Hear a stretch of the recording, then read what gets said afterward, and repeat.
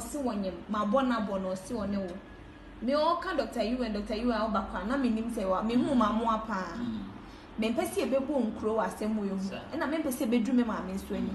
etisi ano akra ne so no nanyem ogituma na wo nyintum pacho me nyintum me kai last time when me have affairs and I said affairs pneumonia de. But don't say akra onya akra o. Itu be say akra no to no nyim onim ne kunu. Yes, to school so go din try meet me afre me friend na me ne wo no be fire.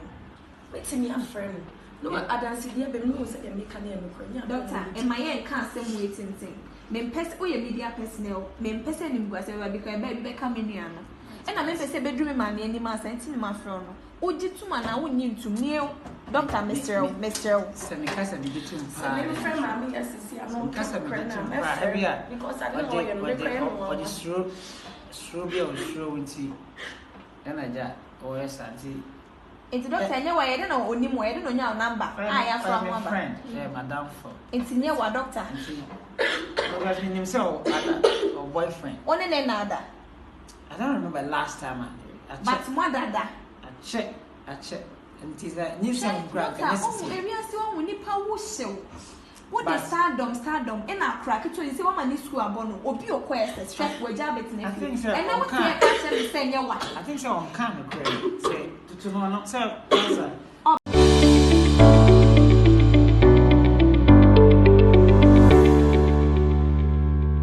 Movie be akwaba.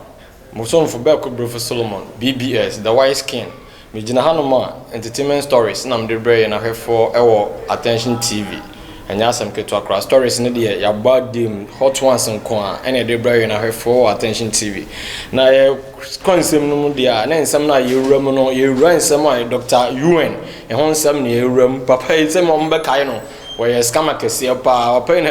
ebe fraud Ghanaian say oye awards bi ewo UK e de ama I Ghana mpanimfo na anyuntufo bebra e ko wi asen na e scam na papa yi wantimi amfa abosbody a ono SHS nklobema Ghana mpanimfo na anyuntufo ne ada prominent people so more man mu no antimi amaso no na nsema a yebobo fa yebobo ba fa papa yi ho friend Dr. UN no nsema yebobo fa no nyensem papa kra enye de nsema eba na say abrantie woni abawa bi a friend say Matilda abawa yi so yepa 17 years a SHS drop out ana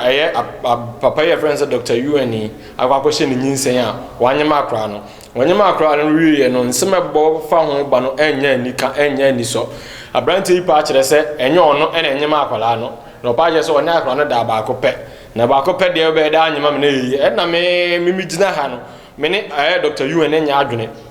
se ono oba beda de emfa ho ne mpredodo a ono oba ne be de ebeda se yes seconds kura na one atese akokodi ni bi kura na one ne ye ya obetima anyima me na ye nti Dr. UN nsema okekasa aina abaya na nyima wanyem no enye ono na wanyem no na abaya na konye ba bi no pese ode hye no me ne Dr. UN ekwa adwenkruma enye ye da biara da kire se ogitum sampa one abaya na kwa akoda ana abaya no se enye na ba kope na one ne daaye several times no ane ne da one ne da wi a no ma no aduro se onom se na be ya onfafuru na that day ne de wa ma na duro ana okọ no raw won so wa nyusu condom okọ no raw wi na sa fa abayo na anyem a o Dr. UN to us da bi nyinsa ne nya wu nyinsa na akra na konyum ba bi no de ba be hye according to abayo Matilda so pa kire say wone o Dr. UN enanyem omonyim wiye no so a wama oka chance onko nonko ya abortion na abayo se da bi uswa 17 years ono ne ma amenyem no kokoyi ni tugu ya ebi aka Dr. UN ka wanya na ma amenyem no to ono wosrew Dr. UN so o mane wo owo efa na ofa ne ba na ese school no obeto aso be mu na o yede wasa to aso we na Dr. UN se da bi o ti ase ba bi enye ye abayo no nyinsa na opese o yede wo yi tugu abayo se since then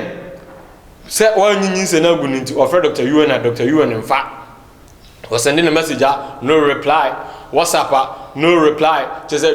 Instagram obi bia o share o just say o timi fa akonya obenya e dia send Dr. UN message no room or sending a message no reply Dr. UN so one fra by way or from so one so fa no course now o patch say obi baba fefefe kama to sa abawe Matilda 17 years wanyem no wonyim ni we nso so a wo se nyewa to pa kire sei o si utiri ho kwabu we one ka wo bebu Ghana for enya amaso ye need a ho ntentempa o Dr. UN side second so a wasa aba beche obi babaye wa 17 years mo mo say anyam na manager school ni si abawe ni school abono obeso abawe na onye den no levu se we no se nya abawe ne kuku odu ene se bia na ni eden a ka emawe yi bi omu ne kuku duru a mo ni nya den ka wakoko no maduru no ampa se wakoko se nyinse na nka nyankopon amfa fie na wakohre ne nkwa ne maame ne papa to na omo baba fefefe kama te sa Matilda no wawu unim ni oba e be Dr. UN make say kura abawe no onwale no o se ne life kwa te mesre Dr. UN so tiemi a mesre ne pa nyinsa ne de otunu muta e ono a na asha abawe no nyinsa to onko pe bibi papa enga nchira abawe no na busuafo ne maame ne papa ono mo tena ase na ne o so ka kire wo mo no onka nchire wo mo na abawe no nyinsa no onje onhwe abawe no man ngo owuwie a omo no na ne school no onsanto aso because school there yenkonwie da Dr. UN we ya futu kakra mpese me de mawo because se ohwe na se wo akola na ye oba me se kokoje atopa no wana oguye tama wubu no one invite obi a one frame the white skin amma me di referee ma wana koye wa identity so ya wie na se nyinsi aba Dr. UN yesrew kokoje entoto ayampia okro ya na also sa akode oyire sa akode nti na oyire jawo ohun je sasema we kan kura oboa abawe so dada ne se obeware no na nsusu wonso abawe 17 years girl wosware na Dr. UN dada also obewale wa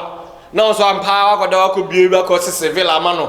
360 no ho nyina de akọ na ma wono so use engine owie ya engine na waboni obo engine we osenyo ne bo no eso be ne de wanye mo owie metu Ghana maba wanofo momo ni na ho ye mema ne ya no odo ya no de de samoso masumuso ye modede ya ne saa omanye mo no moja masuo said Dr. UN ebe so de abawe Matilda no but Dr. UN mesro metufo koko abawe no abusuafo ko ne koko ginyinse no ne hwe akora no sanso na Matilda me se me ka cho next time no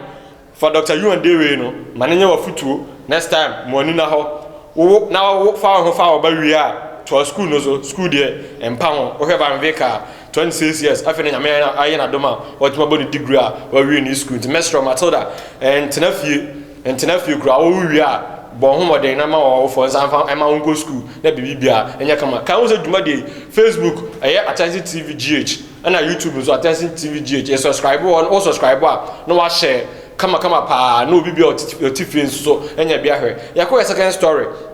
abante friends ya beg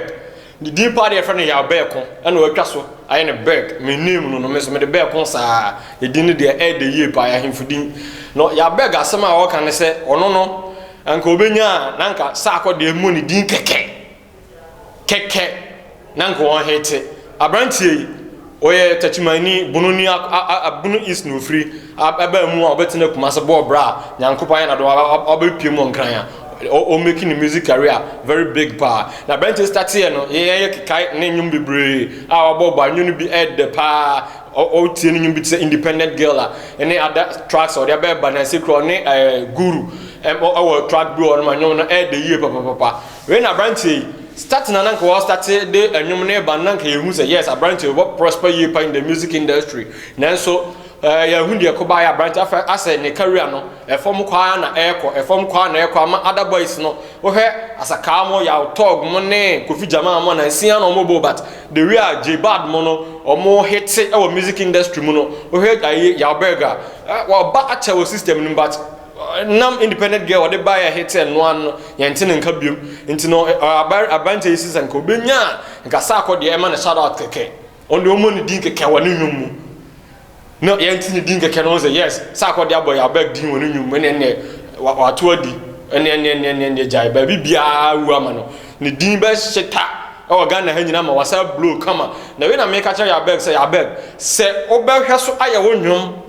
ama wasa hete a hweso na ye onwom enye sa akode edin obobọ no ne nwum na be ma wo ya beg no wati masa blow biem enwuma na wo ye na eba onwum a wo ye start na wo ya na amanfo juutum kama no hwe mistakes a wa ye bia ma wo kofom no correct sa mistakes no na next time no do nwom na ba ebia baabi wo ho no so pitch no na ho ye da pitch man nye de baabi wo so man ye low pitch no na nye de nye se gigigigigigi nya abotre na do nwom na ba hwe de be ma audience na ni age wo nwom no ho na yes anwom no fabra na nya nwum bia na so wo ye obi wo no ma wo musician no te se obi e bo nwum de fa this trend and on so disubi de me hu Ghana for musicians ni bebre ho no bebre so te se yesi azonto beat aba no so na azonto lie is e betima ba se bi kra nko no so no de no wo de for different level a enka be boa no hwe se hwe kuma se boys no American guys no o he music cinema your beat makers bebre but hwe omo genre no omo de person omo de fa no omo friend no de asaka drill songs o he pop smoke mo na Rod Rich mo omo nyina ye dress song na ama pop smoke gradia wuko by how ane jebat kuma for boys no etima fa ye dress song no etima branding ama ene dress song no hit to Ghana obi a pese oye dress song ni bi into mesro ya beg say mesro no o ha nessa system no mu no enwuma betima boa na mana hit no onye sa anwum no se ne be ya be ma ono so no ne trend no person trend of music industry no aboa na kama pa ne nyeza sa akode be bo din keke ewo ne nwum no mu na be ma wo ya beg ye be to nka bim ewo Ghana ene wie afutu kakra mbesem de ma ya beg no enya asam keto ya beg mesro pa mi name no enwum no so ye nyina ane music industry no bi na ja kakra na se ye so ye de afa journalism side ye de ye nsentwe adwuma no si ya beg mesro se tie mafutuo no na hwe enwum ba bia wo de fa e be boa wo no hwe Mr Drew mo omo style of music omo de bana boa ene omo hit kama te mesro ya beg won so no trafie na yo homework is ma wo so do ho aboguru woni guru na nam ma guru muaw se sikasema mo ze guru de sha no pa se no ye nkranzani aba mu ano wo ska ye tu obetuma bo wo so free techima nkranzani techima de mu nyina ebunu is for to betuma bo ma so ahete nti no hwe ye na se onwom no bebia so de fa ebe bo ano fa kama se na be ya next time no ye to nka say yes ya beg it's about music industry with a big bang we enen sama men sakan ya stories papa me dey bre ma hefo attention television kai hu say your Facebook attention Tvgh so na YouTube attention Tvgh o subscribe na wa share na wa like na wonu bi so enya bia tie enya bia hwe me nsem nyina ebesia me diane Beckham Brefo Solomon BBS the wise king bye bye.